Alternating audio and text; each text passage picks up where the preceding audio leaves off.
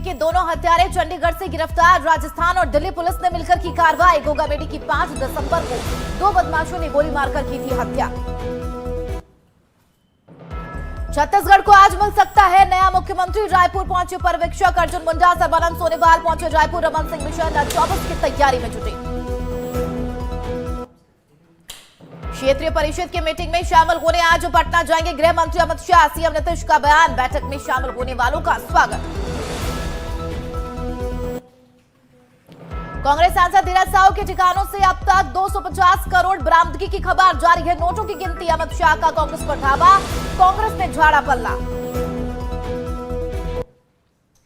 और यूपी के बरेली में भयानक हादसा। टायर फटने से डंपर से टकराई बेकाबू कार। पल भर में धू धू कर जलने लगी कार में फंसकर सभी 8 लोगों की दर्दनाक मौत।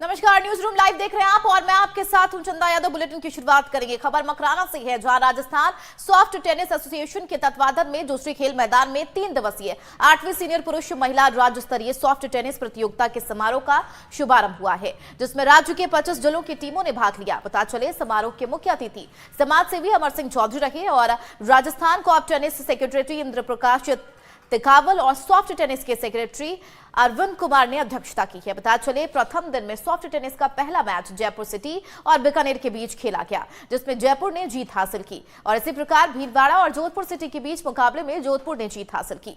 जयपुर सिटी और बीकानेर में जयपुर जीती, तो वहीं चूरू और जोधपुर ग्रामीणों में जोधपुर ग्रामीणों ने जीत हासिल की।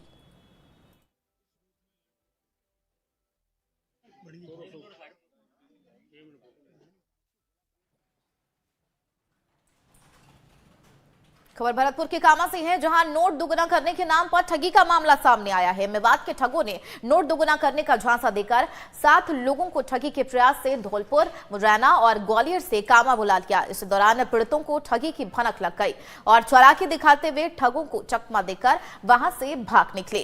पता चले पीड़ितों ने पुलिस को सारे घटनाक्रम की जानकारी दी गई, जिससे मामले का खुलासा हुआ है।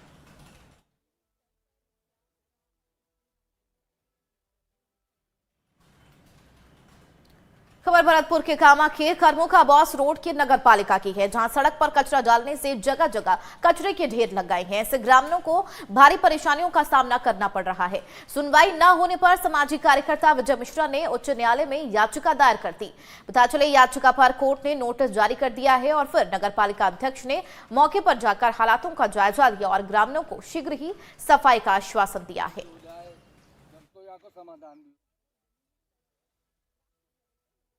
आज मैं अपने पार्षदों के साथ धौरी पार पर जहाँ कचरा पड़ा रहता है उसका मौका मुआयना किया।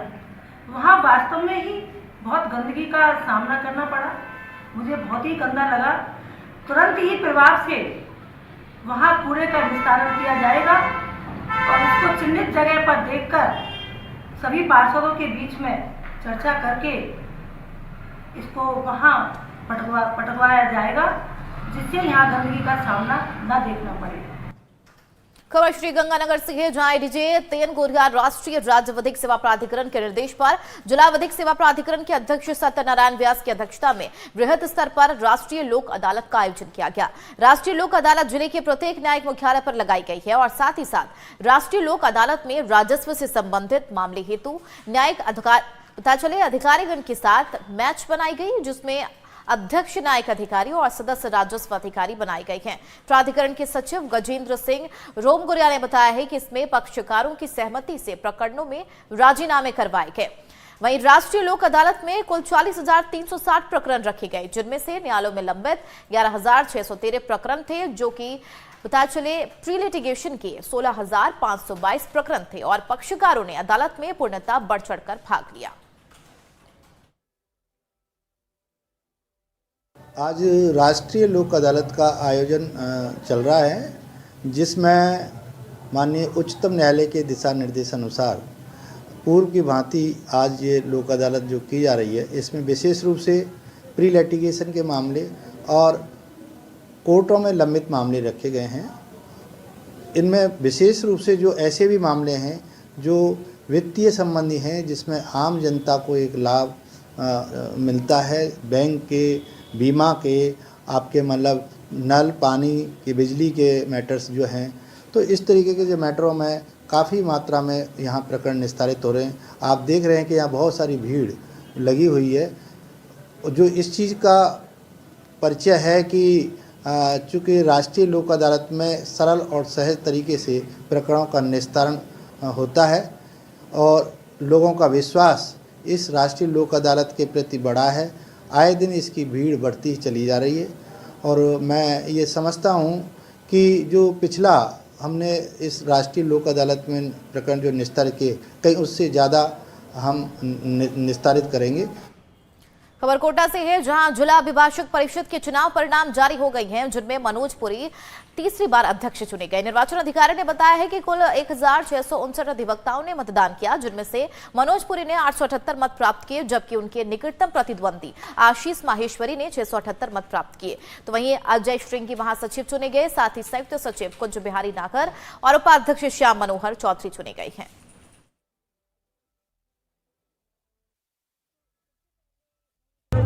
देखो, बार एसोसिएशन कोटा के सदस्यों का प्यार है कि मेरे को तीसरी बार उन्होंने अध्यक्ष बनाया है और उनके प्यार और विश्वास के ऊपर खरा उतरने का मैं पूरा प्रयास करूंगा। बार एसोसिएशन के जितने 3000 के लगभग सदस्य सभी मेरे ऊपर विश्वास करते हैं और सभी ने अभी इस चुनाव में मेरे ऊपर पूरा भरोसा जताया।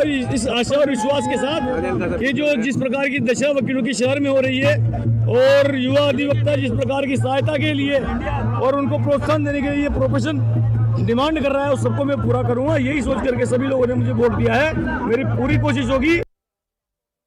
मुझे अधिवक्ता साथियों ने, अभिभाषक परिषद के सदस्यों ने जो जिम्मेदारी दी है उसका मैं ईमानदारी से पालन करूंगा और मैं सभी अधिवक्ता साथियों को इसके लिए धन्यवाद देता हूं कि उन्होंने मुझे ये महत्वपूर्ण जिम्मेदारी दी। पूर्वांचल के हाजीपुर गांव के परिवार में पैदा हुए संजय चौहान ने गांव और परिवार का नाम रोशन किया है। बता दें, नेतृत्व की क्षमताओं को दिखाते हुए जयपुर के जिला एडवोकेट्स बार एसोसिएशन के वार्षिक चुनाव के कार्यकारिणी सदस्य पद पर जीत हासिल की है। उनके नेतृत्व में बार एसोसिएशन के कार्यकारिणी सदस्य बनने से गांव वालों को एक मजबूत आवाज मिलेगी और विधिक समस्याओं का समाधान होगा। इस मौके पर गाँव में बड़ी धूमधाम के साथ उनका फूल और साफा पहनाकर स्वागत किया गया।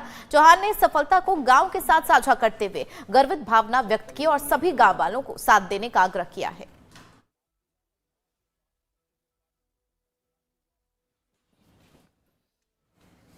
जैसलमेर में उपराष्ट्रीय पल्स पोलियो टीकाकरण अभियान के अंतर्गत जवाहिर चिकित्सालय में स्थापित पोलियो बूथ पर जिला कलेक्टर आशीष गुप्ता ने हासवा निवासी उमेदा के 2 घंटे पहले जन्मे पुत्र को पोलियो की दवा पिलाकर कार्यक्रम का विधिवत शुभारंभ किया है। इस मौके पर मुख्य चिकित्सा एवं स्वास्थ्य अधिकारी और डीपीओ विजय सिंह ने बच्चों को पोलियो की दवा पिलाई और हर अभिभावक को अपने बच्चों को पोलियो ग्रसित न हो इसके लिए पोलियो दवा पिलाने के महत्व के बारे में जानकारी दी। आपको बता दें, इस अवसर पर doctor VK Verma, doctor Chandan Singh, Umesh आचार्य, मेल नर्स खबराराम, WSHO के विक्रम सिंह और साथ ही चिकित्सा विभाग के कर्मचारी भी उपस्थित रहे।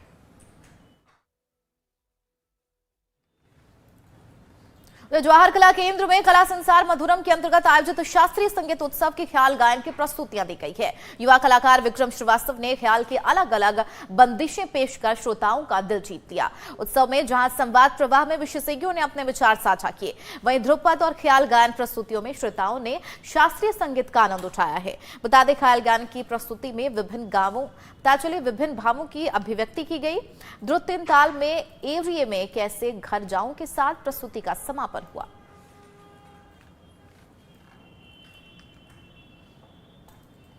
राजस्थान में भारतीय जनता पार्टी के प्रचंड बहुमत के साथ जीत के कार्यकर्ता प्रफुल्लित और उत्साहित हैं। केंद्रीय जल शक्ति मंत्री गजेंद्र सिंह शेखावत विधानसभा चुनाव में पार्टी की जीत के बाद दिल्ली से जोधपुर पहुंचे।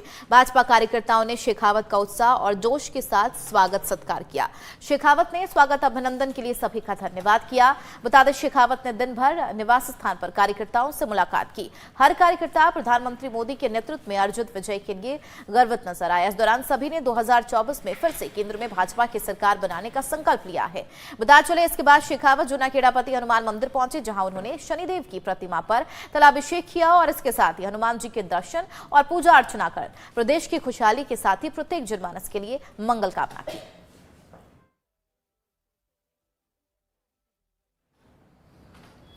बढ़ेंगे आगे। वंदे मातरम संस्थान एवं एनटीपीसी के संयुक्त तत्वाधान में पर्यावरण संरक्षण और इसके साथ ही उत्तम स्वास्थ्य को ध्यान में रखते हुए चलाए जा रहे अभियान के अंतर्गत ग्रीनाथोन थीम पर मैराथन का आयोजन किया गया। इस दौरान वंदे मातरम संस्थान के अध्यक्ष विक्रम सिंह शेखावत ने बताया कि आज वैश्विक रूप से हम पर्यावरण संबंधी अनेकों समस्याओं से जुड़ रही हैं। ऐसे में आमजन में पर्यावरण संरक्षण को लेकर जागरूकता होनी चाहिए। साथ ही आमजन में उत्तम स्वास्थ्य को लेकर भी व्यापक स्तर पर जागरूकता की आवश्यकता है। इन उद्देश्यों को ध्यान में रखते हुए जयपुर में वंदे मातरम संस्थान और एनटीपीसी द्वारा ग्रीन थीम ग्रीनाथोन नाम से मैराथन का कार्यक्रम रखा गया, जिसमें जयपुर के हजारों प्रतिभागियों ने भाग लिया।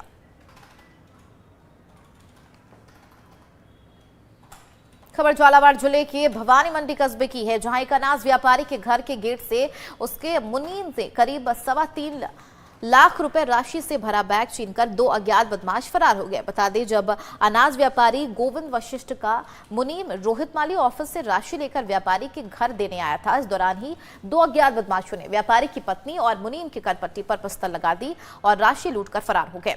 बता चले, घटना की जानकारी मिलते ही भवानी मंडी शहर में हड़कंप मच गया। सूचना पर भवानी मंडी थाना पुलिस भी मौके पर पहुंची और आसपास के सीसीटीवी फुटेज खंगालने सहित मौके का मुआयना किया। भवानी मंडी पुलिस द्वारा इलाके में नाकेबंदी कर आरोपियों की धरपकड़ के प्रयास शुरू कर दिए गए हैं। हालांकि भवानी मंडी पुलिस अधिकारियों द्वारा घटना को लेकर कोई भी बयान अभी तक सामने नहीं आया है। मैं कृषि उपज मंडी से दुकान बंद करके जैसे ही थैला लेके आ रहे थे, हम दोनों साथ में काम करते हैं। मुनीम तो हम दोनों आ रहे थे। कौन आप दोनों? अनिल और मैं दोनों एक ही जगह काम करते हैं। पैसे अपने यहाँ कौन सी फर्म पे? श्रीराम ट्रेडिंग। ठीक है। यहाँ से आ रहे थे हम, तो सीधा इधर रास्ता आया, तो यहाँ घर पे आके उतरे हम, और लगभग 30 से पौने सेकंड ही हुए होंगे कि भाभी जी ने दरवाजा खोला और मेरे हाथ से लेने लगे। इतने बार में तो 2 बाइक वाला आए, उतरे वो सीधे और गन अड़ा दी उन्होंने। मामला ये है कि कृषि उपज मंडी में से दोनों मुनीब साहब हमारा कैश का थैला लेके आते हैं और घर पे आके मीनू को हाथ में दिया था, वाइफ को हाथ में दिया। 2 जने थे, वो दोनों ने मुंह पे काला कपड़ा पहन रखा था और काले कलर की गाड़ी थी। उन्होंने बंदूक लोड करी और पहले तो मिसेस की तरफ बताई, जो घबराएगी, फिर उसने मुनीम साहब की छाती पे बंदूक लगाई और इसके हाथ में से छेना छिलाया और दोनों इधर भागे। जयपुर में बीते दिनों राष्ट्रीय राजपूत करनी सेना के अध्यक्ष सुखदेव सिंह गोगामेडी के दिन दहाड़े घर में घुसकर गोलियां मारकर हत्या कर दी गई थी, जिसके बाद से ही सर्व समाज में भयंकर रोष और गुस्सा था, जिसको लेकर जगह जगह विरोध प्रदर्शन किए गए। पुलिस भी इस मामले में त्वरित एक्शन लेते हुए 72 घंटे के अंदर हमलावरों को पकड़ने की जिम्मेदारी ली थी। आपको बता दें कि पुलिस ने हत्यारों को गिरफ्तार कर लिया है और पुलिस की इस कार्रवाई पर राष्ट्रीय राजपूत करनी सेना के राष्ट्रीय महासचिव सुरेश सिंह सोनगरा का एक बयान सामने आया है। उनके अनुसार पूरे देशवासियों की एक ही डिमांड है कि दादा सुखदेव सिंह के हत्यारों को फांसी दी जाए और फास्टेड कोर्ट में डालकर जल्दी से इस केस का फैसला किया जाए। अन्यथा उग्र आंदोलन भी होगा और लोकसभा चुनाव में मोदी सरकार को इसका नुकसान भी भुगतना पड़ेगा। यह 36 कौम की एक ही मांग है, दादा सुखदेव सिंह गोगामेडी के हत्यारे को फांसी की सजा दी जाए।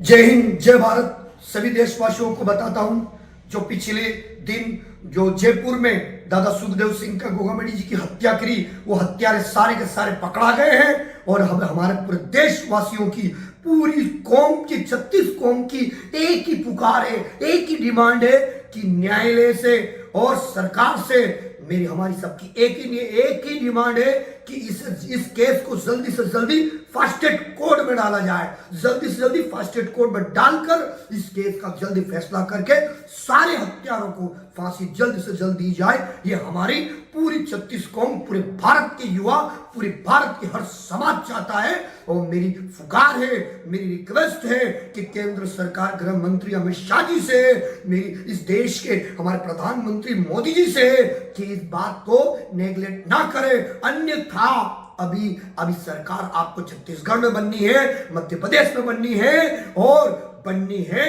राजस्थान में। हम तीनों जगह राजपूत सरकार बनाता है तो बिगाड़ता है, उथल पुथल करने में टाइम नहीं लगेगा। और यदि हम आपको एक और चेतावनी देना चाहते हैं, एक और समझाना चाहते हैं, रिक्वेस्ट करना चाहते हैं कि तत्काल इसे न्यायालय से भी मैं रिक्वेस्ट करना चाहता हूं, उच्च न्यायालय से भी रिक्वेस्ट करना चाहता हूं कि तत्काल से तत्काल इसे फास्ट ट्रैक कोर्ट में डालकर इसका रिजल्ट जल्दी से जल्दी दी जाए, और जल्दी का मतलब बिल्कुल जल्दी, और साथ में उन्हें फांसी पर लटकाया जाए। अन्यथा आपको इसका आपको नुकसान मोदी साहब आपको भुगतना पड़ेगा, अमित शाह जी भुगतना पड़ेगा। लोकसभा चुनाव आ रहा है, लोकसभा चुनाव में इसका असर आपको बहुत बड़ा देखने को मिलेगा। यदि फास्ट ट्रैक कोर्ट में नहीं डाला तो इस पूरे देश के राजपूतनी 36 कौम दादा सुखदेव सिंह को न्याय दिलाने के लिए रोड पे आ जाएगी, उग्र आंदोलन पे आ जाएगी। जय हिंद, जय भारत। मुझे पूरे देशवासियों से मैं अपील करता हूं कि हमें इस संकट की घड़ी में उस परिवार का साथ दें। जय हिंद, जय भारत। खबर झुंझुनू के संघाना की है, जहां संघाना में श्री राम फाइनेंस लिमिटेड द्वारा छात्रवृत्ति वितरण कार्यक्रम का आयोजन किया गया, जिसमें मेधावी छात्र छात्राओं को छात्रवृत्ति का वितरण किया गया। कार्यक्रम में मुख्य अतिथि regional business head Govind Das Gupta और कंपनी के प्रतिनिधि पद्मन वैष्णव शैलेंद्र कुमार रहे। वहीं विशिष्ट अतिथि के रूप में पूर्व सरपंच ओम प्रकाश गुप्ता, खिरोजी मल अग्रवाल, बता चले गौरू राम चावला रही। इसके साथ ही कार्यक्रम की अध्यक्षता सिंघाना शाखा प्रबंधक विकास धरतवाल ने की और मंच का संचालन मनरूप कासवाद ने किया। इस मौके पर रुतिराम कलेक्शन मैनेजर मुकेश सिहाग सहित स्टाफ मौजूद रहे। बता चले छात्रवृत्ति वितरण कार्यक्रम में क्षेत्र के 114 छात्र छात्राओं को छात्रवृत्ति दी गई है। इस मौके पर रुतिराम कलेक्शन मैनेजर मुकेश सिहाग सहित स्टाफ मौजूद रहे। खबर जालोर की भिनमाल से है, जहां पर पल्स पोलियो अभियान के तहत नगर सहित उपखंड क्षेत्र में सरकारी अस्पतालों और विद्यालयों में 5 साल के बालक बालिकाओं को पोलियो की दवा पिलाई गई है। अभियान के तहत सुबह से ही महिलाएं बच्चों को लेकर अस्पताल और विद्यालयों में पहुंचे, जहां एएनएम और चिकित्सा कर्मियों द्वारा पोलियो खुराक पिलाई गई है। गौरतलब है, सरकार की ओर से अधिक प्रचार प्रसार और आमजन में जागरूकता की वजह से बूथों पर भीड़ नजर आई।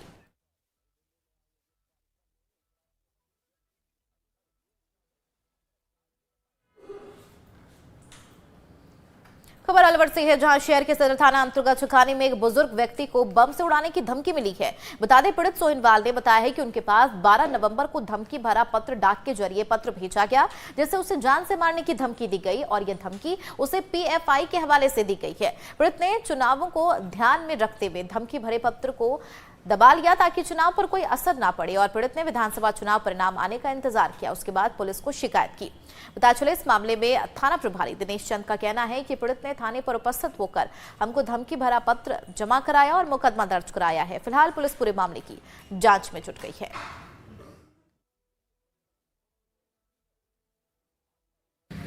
जयपुर में गोगामेडी के हत्याकांड के बाद अब अलवर में भी बम से उड़ाने की एक व्यक्ति को धमकी मिली है।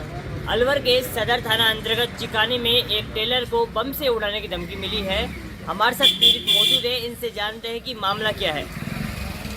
बाबू जी, क्या नाम है आपका? मेरा नाम साहब सोनलाल टेलर को। क्या घटना हुई है? ये घटना ये हुई, मुझे भी अंदेशा आ रहा है कि ये हुआ तो हुआ क्यों, कोई मेरा गांव में बुरा नहीं है, और फिर जो है इस तरह का पत्र कैसे आ गया, बड़ी उस दिमाग जो है ऐसे चक्कर खाता रह रहा है। अब मेरी किसी से दुश्मनाई नहीं है, मेरे को पत्र मिला है, पत्र 13 नवंबर को मिला है अभी, और मैंने चुनावी पीरियड की वजह से कि कोई घटना घट जाए, मैं इसको ओपन करूंगा तो माहौल ख़राब हो जाए, इसलिए मैंने दबाए रखा। रिजल्ट खोलने के बाद में 7 तारीख को मैंने सदर थाने में रिपोर्ट दर्ज करा। पत्र में क्या लिखा था, मतलब क्या धमकी मिली आपको? पत्र में लिखा था कि आप चमारों ने यहाँ ये कब्जा करके आप लोगों ने दुकान बनाई है, तो इसको खाली कर दो। आगे चलकर पत्र में लिखा है कि मैं एफआई बोल रहा हूँ। हाँ, तो आपको ये खाली करनी होगी, चाहे आप समझौते से पैसे दिल्ली से या कुछ भी, नहीं तो मुझे सारी दुनिया जानती है कि मैं कौन हूँ। एक बम से 31 दिसंबर तक समय दिया है कि एक बम से मैं सब तहस नहस कर दूंगा। मामला थाने में दे रखा है 7 तारीख। जैसा इन पीड़ित ने बताया कि इनको एक पत्र मिला, उस पत्र में लिखा है कि 31 दिसंबर को एक बम से पूरे दुकानें आसपास की उनको उड़ा दूंगा। फिलहाल पुलिस ने मामला दर्ज कर कार्रवाई शुरू कर दी है और पत्र की जांच कर रही है कि पत्र कहां से आया। Magic Kumar, Navtej TV, Alwar. परिवादी श्री सोहनलाल निवासी चिकानी ने प्रकरण दर्ज कराया है कि इलेक्शन से पहले एक चिट्ठी जरिए डाक उनके यहाँ प्राप्त हुई, जिसमें उनकी जो दुकान है उसको 31 दिसंबर तक खाली करने की धमकी लिखी हुई थी। और उसके अलावा और 2 दुकानों का और हवाला था, जिसमें एक तो किराएदारी है और उसमें PFI का हवाला दिया हुआ था। ये इलेक्शन से पूर्व की बात है, इलेक्शन जब चल रहा था उस दौर की। नवतेज टीवी के साथ नमस्कार।